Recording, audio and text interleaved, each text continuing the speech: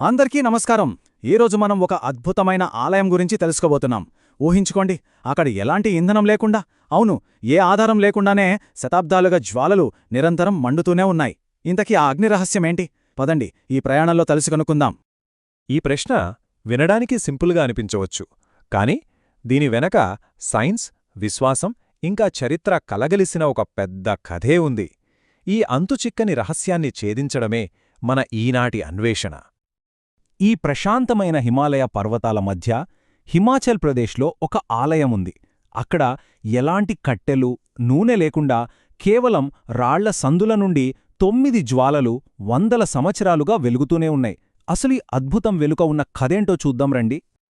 సరే, మరి ఈ ఆలయాన్ని ఇంత స్పెషల్గా మార్చేదేంటి?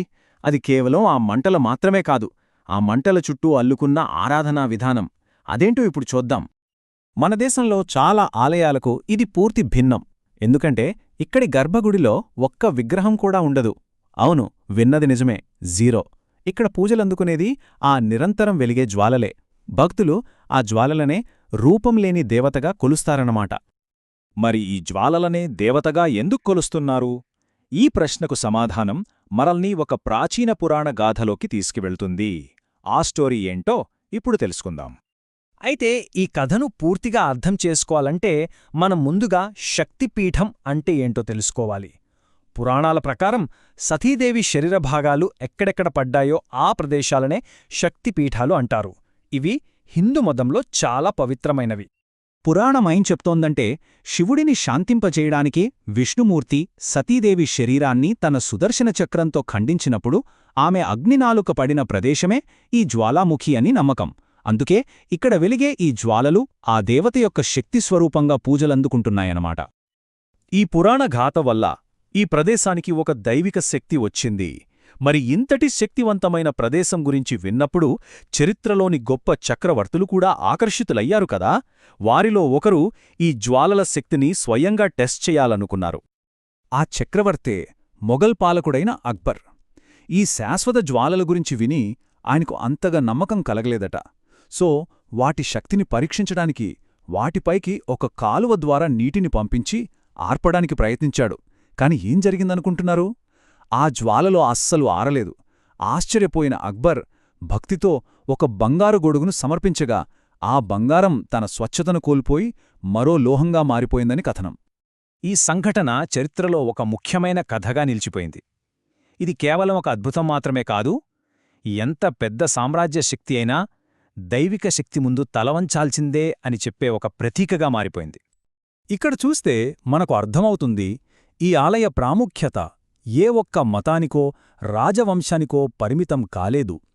ప్రాచీన కాంగ్రా రాజుల నుండి మొఘలులు, ఆ తర్వాత సిక్కు పాలకుడైన మహారాజా రంజిత్ సింగ్ వరకు అందరూ ఈ శక్తిని గౌరవించారు, ఆలయానికి తమ వంతు సేవ చేశారు.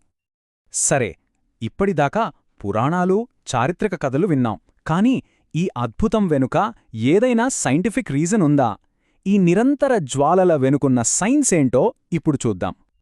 ఇక్కడ చాలా ఆసక్తికరమైన విషయమేంటంటే, ఒకే అద్భుతానికి 2 భిన్నమైన వివరణలు ఉన్నాయి. ఒకవైపు ఇది సతీదేవి నాలుక అనే నమ్మకం, మరోవైపు రాతి పొరల నుండి వస్తున్న సహజ వాయువు అనే సైంటిఫిక్ ఫ్యాక్ట్. రెండూ ఒకే దృగ్విషయాన్ని వివరిస్తున్నాయి, కానీ వేర్వేరు కోణాల్లో. సైంటిస్టుల ప్రకారం ఈ ఆలయం భూమిలోని టెక్టోనిక్ ప్లేట్లు కలిసే ఒక ఫాల్ట్ జోన్లో ఉంది. సింపుల్గా చెప్పాలంటే భూమి లోపల ఉండే పగుళ్ల ద్వారా భూగర్భంలోని మీథేన్ లాంటి సహజ వాయువులు బయటకు లీకవుతాయి. అవి గాలికి తగలగానే మండి ఈ శాశ్వత జ్వాలలుగా మనకు కనిపిస్తాయన్నమాట. పురాణం, చరిత్ర, విజ్ఞానం వీటన్నింటినీ కాసేపు పక్కన పెడితే ఈరోజు మనం ఆ ఆలయాన్ని సందర్శిస్తే మనకు ఎలాంటి అనుభూతి కలుగుతుంది? అక్కడి పూజా విధానాలెలా ఉంటాయి? దాని గురించి ఇప్పుడు మాట్లాడుకుందాం. ఇక్కడి పూజా విధానం కూడా చాలా ప్రత్యేకంగా ఉంటుంది.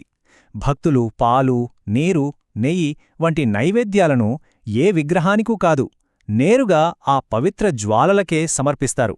ఇక్కడ మనం దీపాల వెలిగించాల్సిన అవసరం లేదు, ఎందుకంటే ఆ సహజ జ్వాలలే దైవంగా వెలుగుతున్నాయి. ఒకవేళ ఎవరైనా ఈ ఆలయాన్ని సందర్శించాలనుకుంటే ఇదిగోండి కొన్ని ప్రాక్టికల్ డీటెయిల్స్. హిమాచల్ ప్రదేశ్లోని కాంగ్రా జిల్లాలో ఉన్న ఈ ఆలయానికి వెళ్లడానికి ఉత్తమ సమయం మార్చ్, జూన్ లేదా సెప్టెంబర్, అక్టోబర్ మధ్య ఉంటుంది.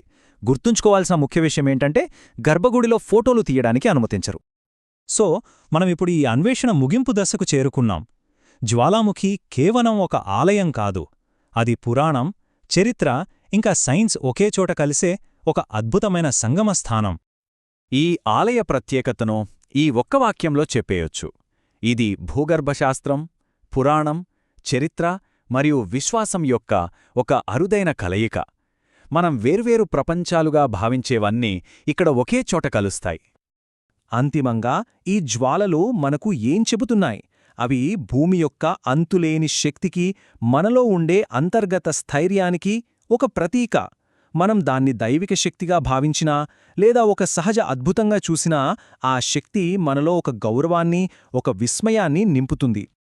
ఈ ఆలోచింపజేసే ప్రశ్నతో ఈ వివరణను ముగిద్దాం.